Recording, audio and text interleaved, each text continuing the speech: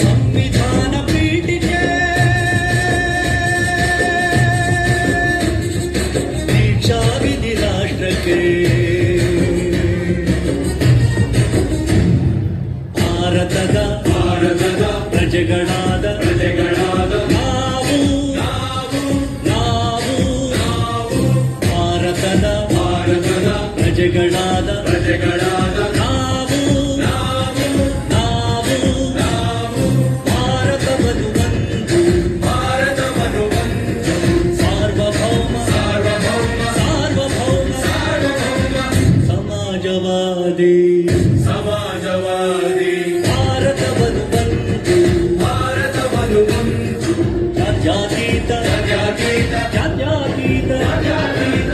ಪ್ರಜಾಸತ್ತಾತ್ಮಕ ಗಣರಾಜ್ಯವನ್ನಾಗಿ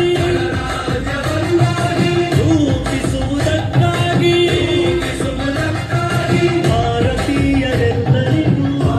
ಭಾರತೀಯರೆಲ್ಲರಿಗೂ ಸಾಮಾಜಿಕ ಆರ್ಥಿಕ ಮತ್ತು ರಾಜಕೀಯ ನ್ಯಾಯವನ್ನು ವಿಚಾರ ಅಭಿವ್ಯಕ್ತಿ ನಂಬಿಕೆ ಧರ್ಮ ಮತ್ತು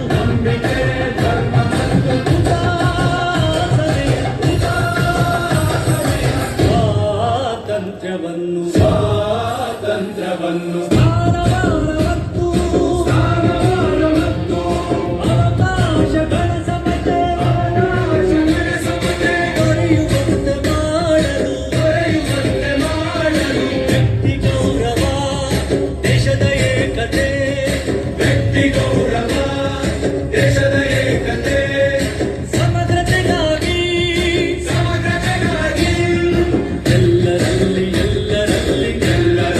ಎಲ್ಲರಲ್ಲಿ ಭ್ರಾತೃತ್ವ ಭಾವವನ್ನು ಮೂಡಿಸುವುದಕ್ಕಾಗಿ ಸಂಕಲ್ಪ ಮಾಡಿ ನಮ್ಮ ಸಂವಿಧಾನ ಸಭೆಯಲ್ಲಿ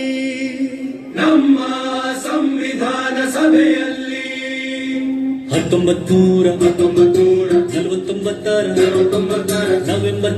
ನವೆಂಬರ್ ತಿಂಗಳ 26ನೇ ದಿನ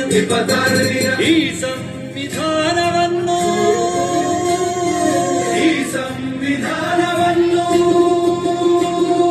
ನಮಗೆ ನಾವೇ ಅರ್ಪಿಸಿಕೊಂಡು ಅಂಗೀಕರಿಸಿ ಶಾಸನವಾಗಿ ವಿಧಿಸಿಕೊಂಡಿದ್ದೆ